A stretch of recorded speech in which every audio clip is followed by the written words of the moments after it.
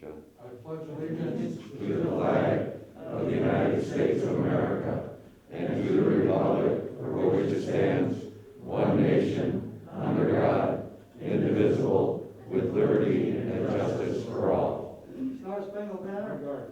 President Arms.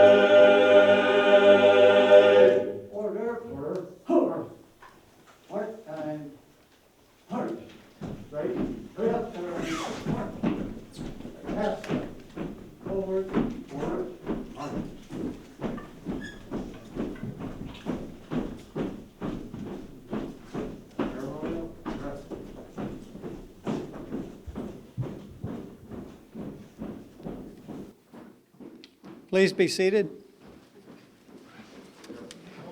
And welcome, everyone. Two things going against us today, I heard.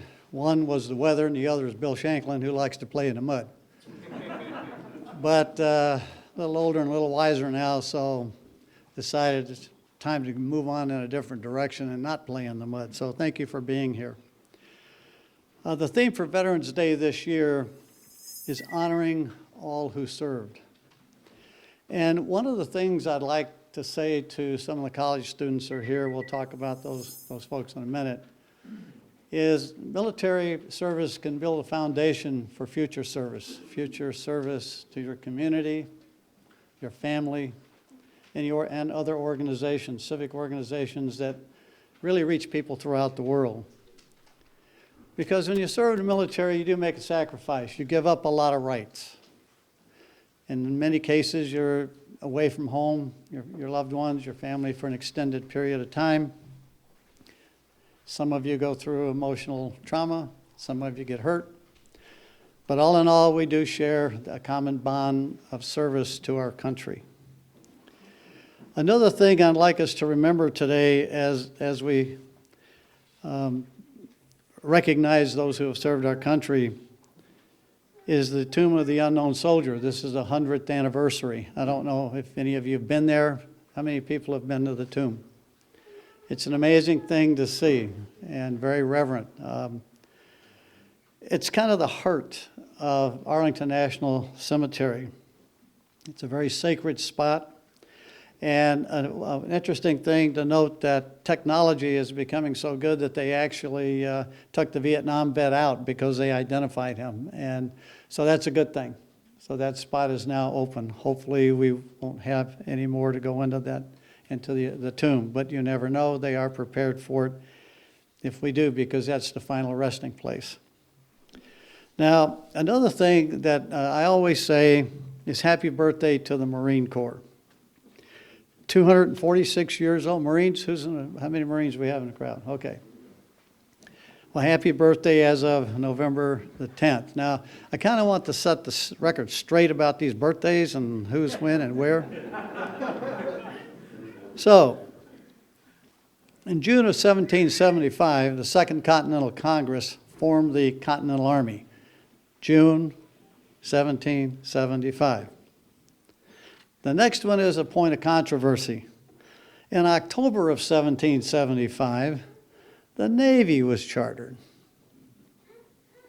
Now, the Marines they like to be second in line here, but according to the records, the Navy, October 1775. Then, on November 10th, 1775, the Continental Congress formed 2 battalions of the Marines to serve the fleet and to do land operations, but 2 battalions. So your birthday is after the Navy. However, that's okay. So just saying that we still give the Marine Corps the second spot in the array of flags. In August of 1790, the Coast Guard was formed, a very valuable service to our community. I think they don't get as much recognition as the Navy, but they do a great job for us. And then another little controversy is, when was the Air Force formed? September 1947, the Air Force was split off of the Army and became the Air Force. And General, I'm sure you would back that up.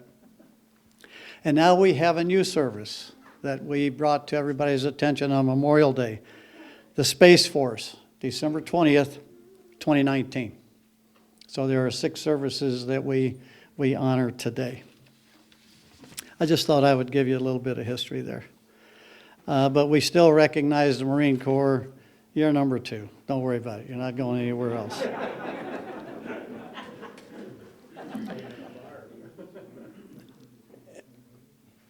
Also at this time, I'd like to talk a little bit about some of the things the American Legion is involved with. And we've been involved with the Elmhurst University for a number of years of providing students in Professor Mary Walsh's class. Mary, I think you're here. Would you stand up, please? Her students, they call it the first year, what is it called? First year seminar. First year seminar. And they study the greatest generation. They read Tom Brokaw's book, and then they meet veterans. We go into the classroom. I'm one of them. Lori's another one. John's another person that goes in and talks to them about their military service and how military service can groom you for service down the road to your community and different organizations. Today, we're honored to have a student. Joseph, I hope I get this right, Saraba? Did I pronounce that right? Saraba, yeah. Okay. He has a few things he'd like to say to us about his experience. Joseph?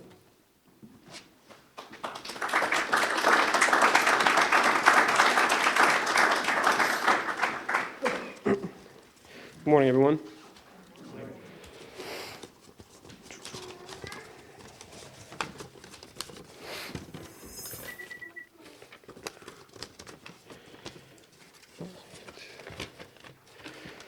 My name is Joseph Sarabia, and I am a first-year student at Elmhurst University. Today I've been given the great honor of being able to speak in front of you, thanks to Mr. Shanklin,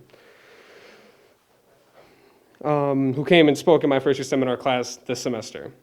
This morning, I'd like to talk about a true hero in my own life, which is my great-grandfather. We called my great-grandfather Papa, and my great-grandmother Nani. My Nani and Papa were married well before my grandmother was born and had a marriage as solid as a mountain. I would hear stories of how my Papa would constantly sweep Nani off her feet with his loving words and sharp leather jacket.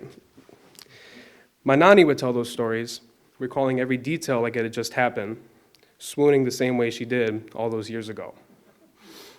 There was never a honeymoon phase in my Nani and Papa's marriage because they were always in it, making the most important aspect of their lives one another.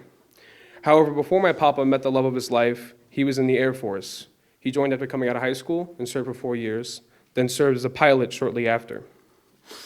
My Papa was a man cut from a different cloth. He wasn't someone who was pushed around, he was the one standing over you. My mother and I have lived with my grandparents for some time now, and while I was in middle school, my Nani and Papa lived with us. They originally lived in North Carolina, but unfortunately my Nani became ill and needed to be relocated. My grandmother is a nurse, and so she suggested staying with us instead of going elsewhere. This was the first moment I had spent this much time with my grandparents, and it had proved to be impactful to me in many different ways. Papa was a friendly but strong presence. When I would walk downstairs and see him, he'd be watching the news on TV, turn to me and say, "Oh, Jay, would you mind getting the remote for me, please?"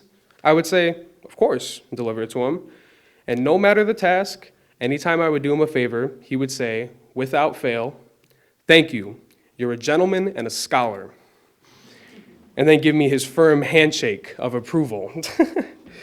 Although Papa would often watch the news on the couch, he always wanted to keep working. Even in Papa's old age, he wanted to help my grandpa work on the car or my grandmother do some cleaning.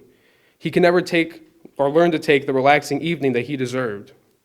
My Papa was the hardest worker I think I ever met. Even when he was 80 years young, he would work a full day and have a smile ear to ear. Sadly, only a year after they arrived at our house, my nanny passed away from Alzheimer's. It left my Papa alone after over 60 years of marriage, and we were all unsure what was to come. He would say every day how much he missed her, and he would tell the same stories that she would tell us, remembering every detail perfectly too. Yet, he still asked to help work on the car, or do some cleaning, or take the dog for a walk. Because my Papa had the one thing every veteran has, and that's the discipline to keep moving forward, to take on the task ahead of them with bravery, honor, and courage. And there was no way I can thank you all as much as you deserve, not only for serving, but for being the world's best example of what a gentleman or woman and a scholar truly is. Thank you.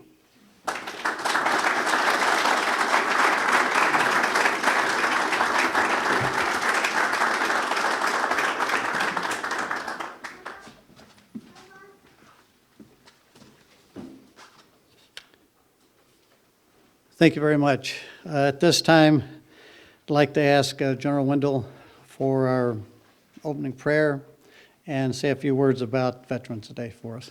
Thank you.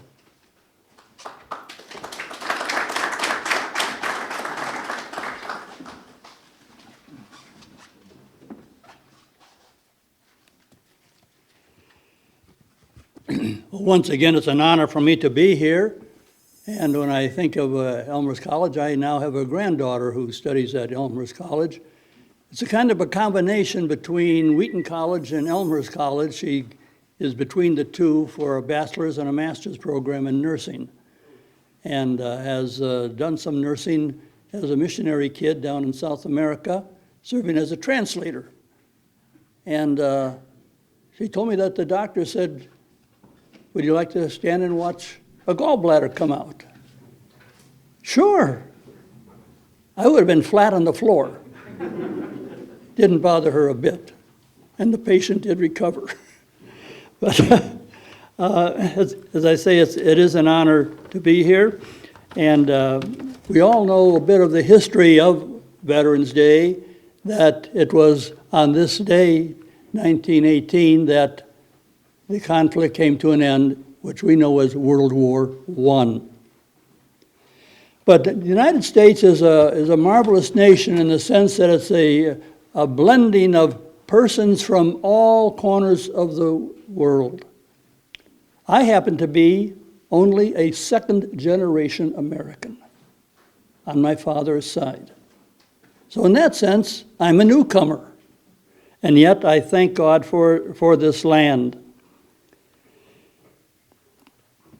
I'm going to share with you the words of a great American who was a first-generation American. And I read his words: "Tens of thousands dead, millions liberated, a price paid with the lives of American fighting men and women.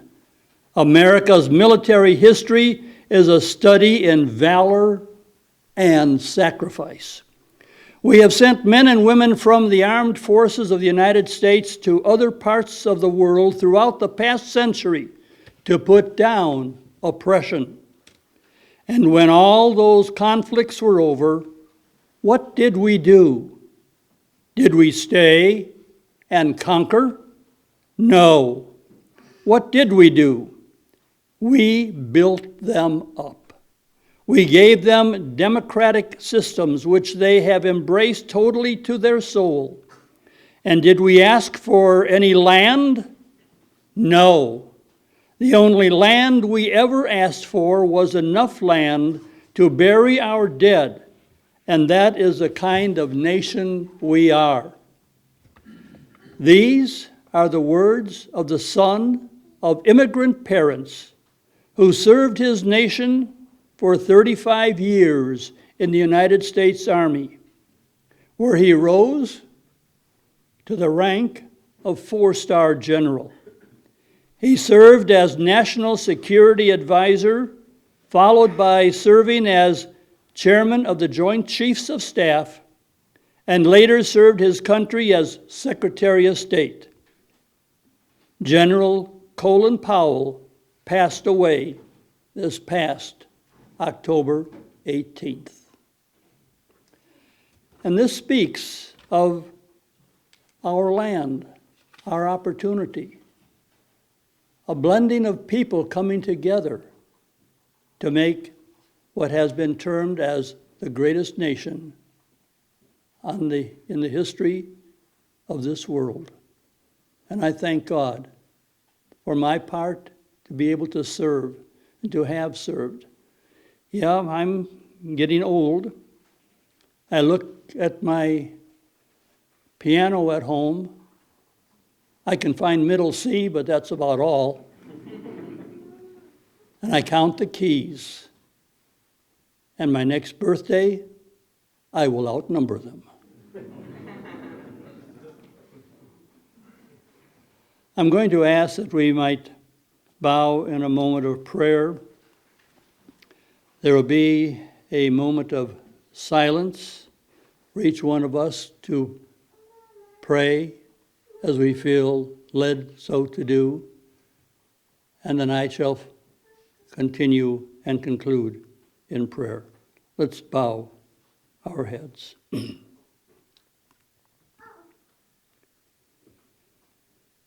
Our Father and our God, we thank you for this land,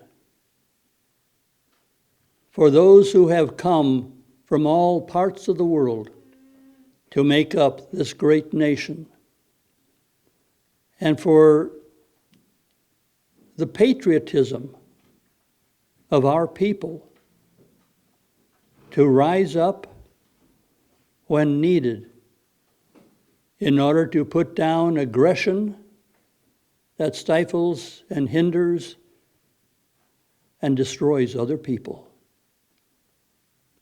I thank you for this gathering here this day, that we may not forget, but will long remember the honor that it is for us to be a part of this land. We pray for our president, for our Congress, for our local leaders, for our mayor, our police force, for those who serve you by serving us. And so, Lord, I come as a chaplain from my faith tradition, through Jesus Christ, my Lord. Amen.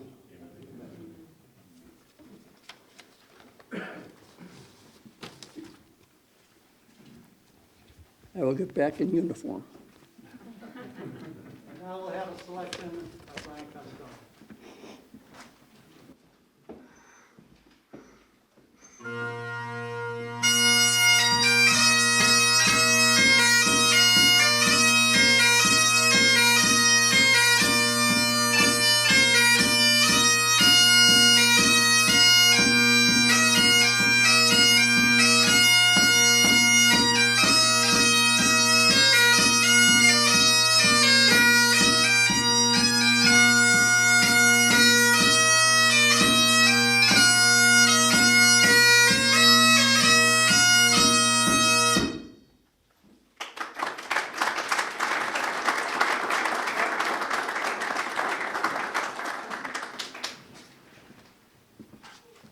Thank you very much. I think most people know that on the 11th hour of the 11th day of the 11th month, there was an armistice agreed upon the belligerents in World War I.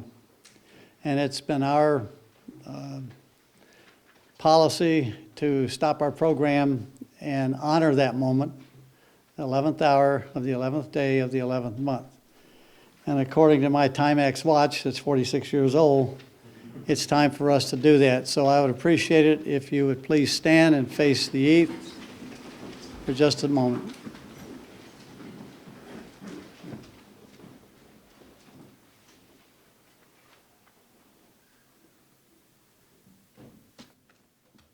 Thank you. Please be seated.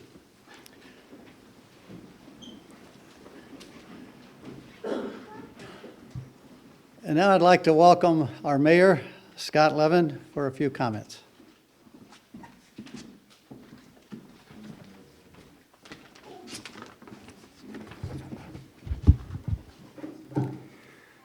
Thank you, and I welcome you to today's Veterans Day service. I'm honored to be here on behalf of the city of Elmhurst and happy to speak because I can take my mask off when I do. This is a day when we commemorate the men and women who've served our great country. It seems to me that in recent years we've shown an increased appreciation for those who have served in the armed forces. I did some research over the weekend. There are currently about 1.3 million active military personnel and about 20 million living veterans, although I heard a little different data this morning at the high school, but I double-checked mine. The U.S. population is about 333 million, which means about 6% of all the people who are alive today have been the ones that have served our country. And more than half of those have not been drafted, but they have volunteered to take on that duty. So we have a very small percentage of the people who are doing a lot of great things for our country.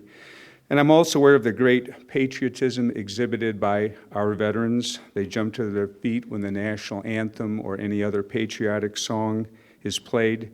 They stand tall and salute when the flag passes, and they speak loudly and articulate when they take the Pledge of Allegiance. They understand the important role of our soldiers in defending the constitutional rights that so many of us may take for granted. First and foremost, we say thank you to those who have served our nation. Their sacrifices and courage are what have shaped our country, and they protect the tremendous gift of freedom that we all enjoy. Very recently, we saw the withdrawal of troops from Afghanistan after an invasion that began 20 years ago. Many question the value of the mission. The key point today is that those who served in the Middle East have done what all soldiers have done throughout time. They did what they were told to do. They followed the orders to do what was in the best interest of our country.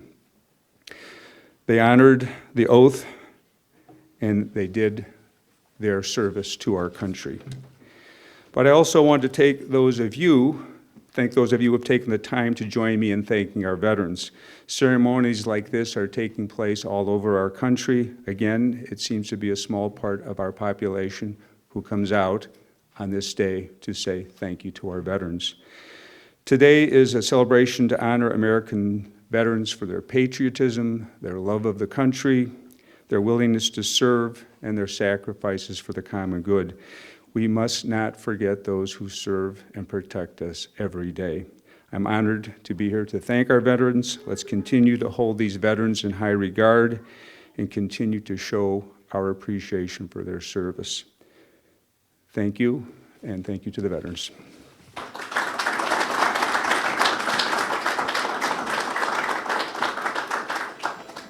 We'll have a musical selection by Chorus of Debate.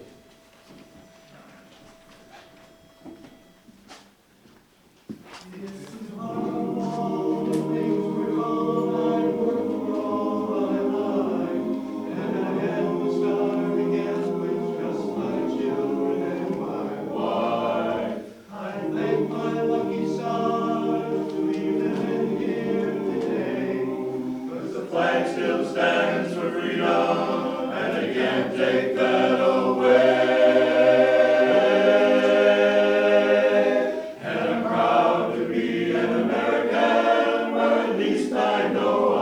free. And I won't forget the men who died, who gave that right to me. And I gladly stand up next to you and defend her still today. 'Cause there ain't no doubt I love this land.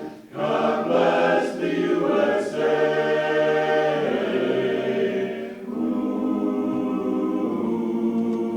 From the lakes of Minnesota, hills of Tennessee, across the Texas to the shining sea, from Detroit down to Houston and New York to LA. Well, there's pride in every American heart, and it's time we stand and say, hey, hey. And I'm proud to be an American, where at least I know I'm free. And I won't forget those who died, who gave that right to me. And I gladly stand up next to you and defend her still today. 'Cause there ain't no doubt I love this land.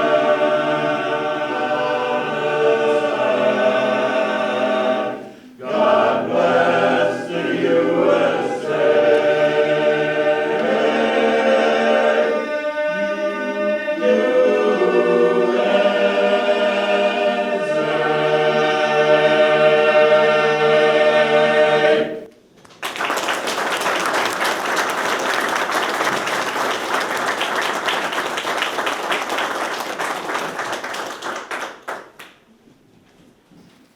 At this time, let's prepare to place our wreaths.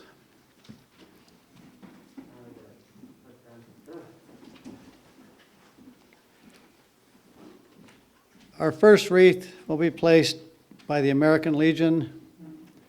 Ralph Pacciano will do the honors.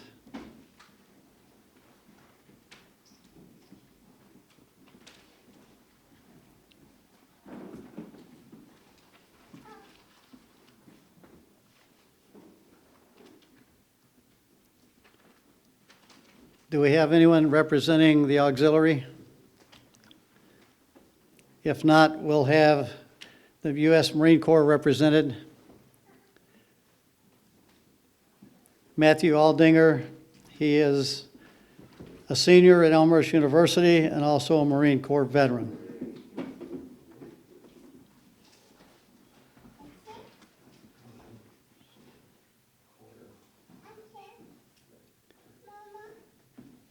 And now our mayor, Scott Levin.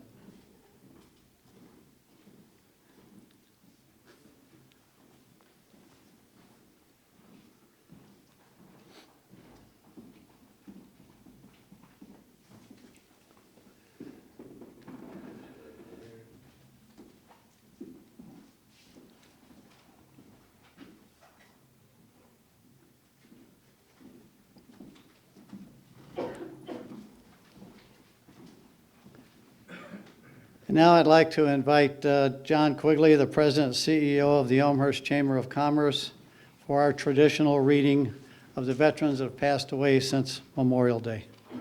Mr. Quigley.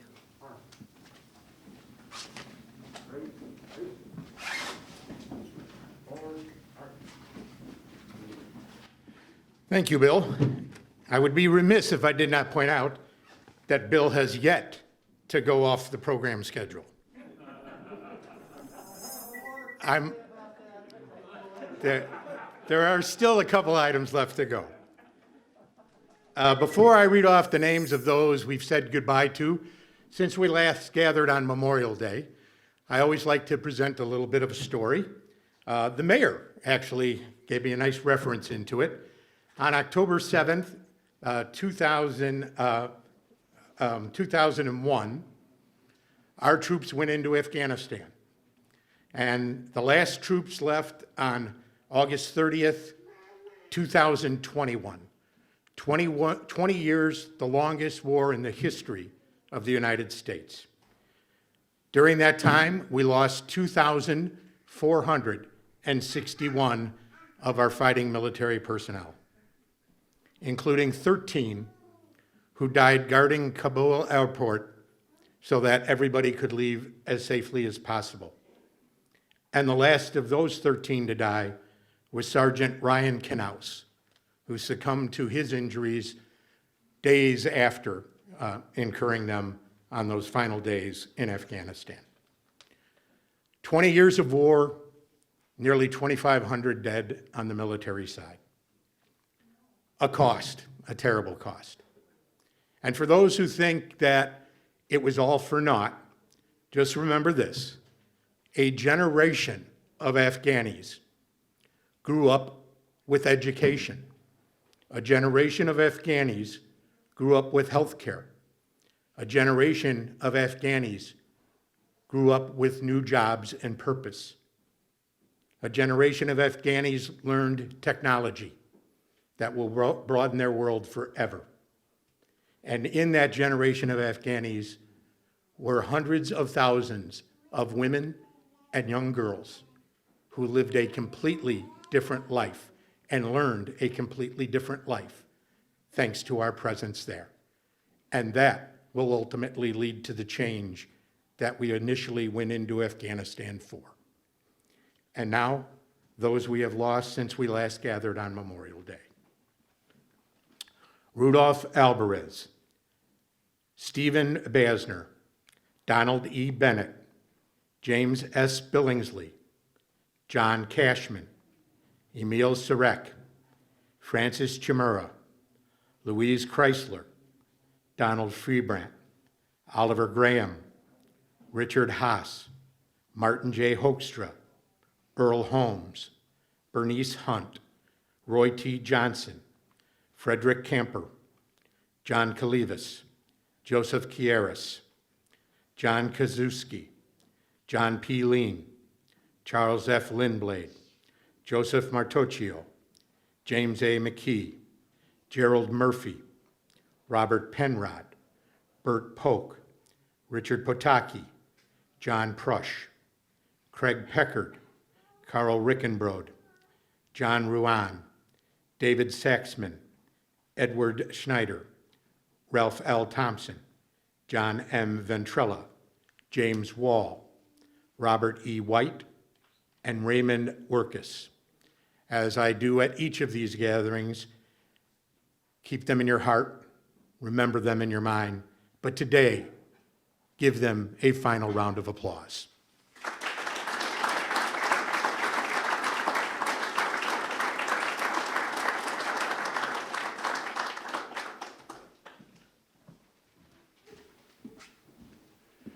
Have the rifle squad fire a 3-round volley. Hey! Fire! Ready! Hey! Fire!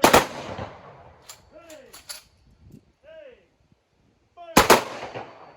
Recover!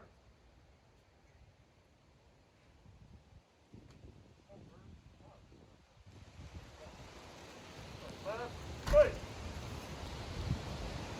Present, or. Please stand.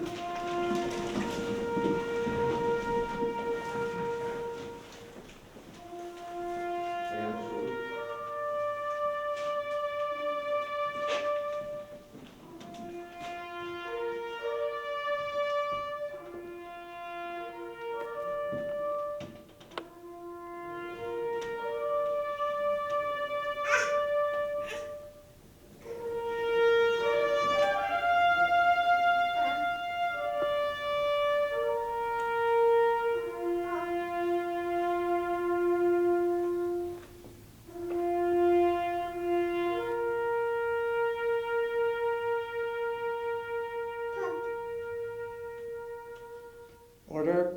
Arms. Please be seated. Now we'll have a selection by Brian Costello.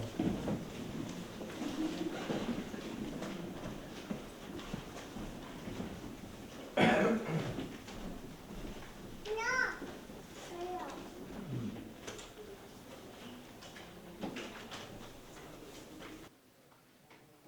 honor of the Marine Corps birthday yesterday.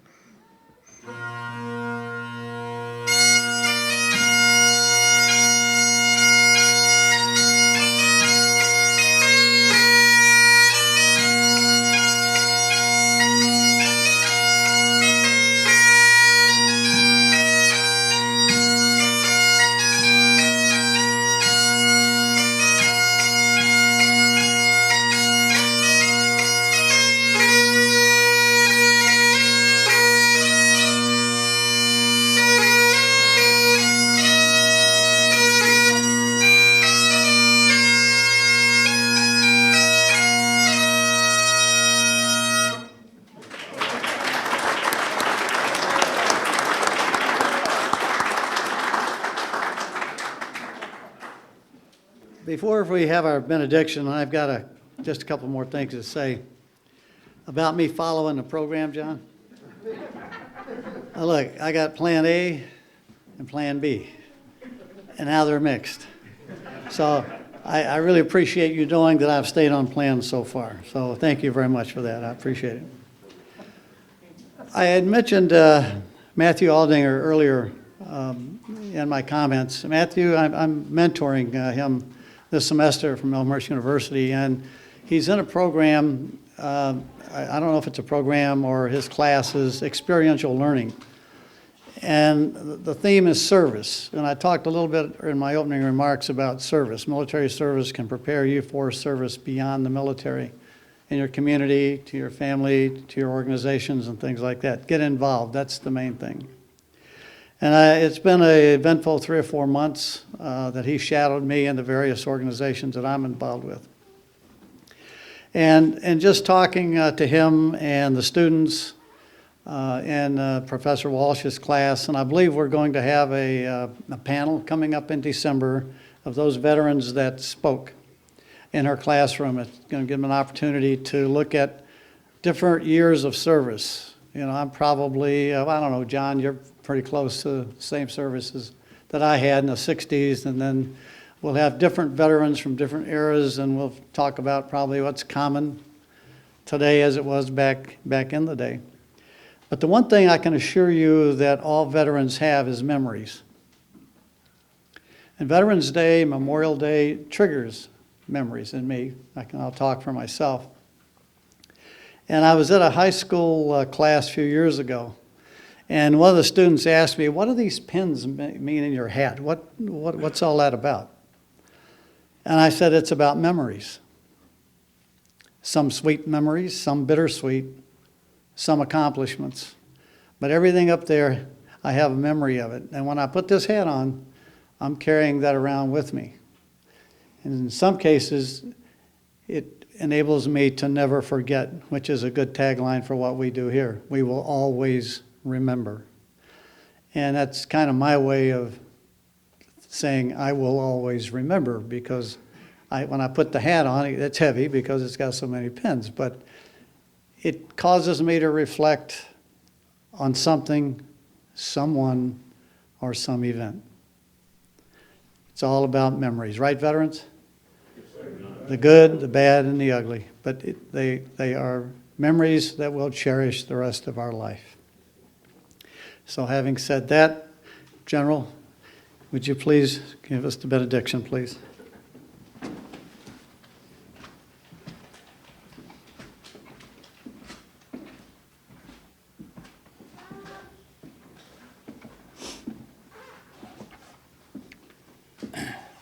Since this is a conclusion, I'm going to ask that we might all stand in honor and recognition of those who have served and those who paid the ultimate sacrifice for the freedom that you and I enjoy. And our Father and God, we thank you for the fact that this community recognizes, acknowledges, and pays tribute to the men and the women, not only of this community, but of this country, who have given their service, who have served willingly, and for those who have laid down their lives sacrificially. We pray that from a service such as this, there will be a renewed determination in our hearts to be the Americans that is required of us to have a better land that can be of great benefit to a better world. This I pray through Jesus Christ, my Lord. Amen.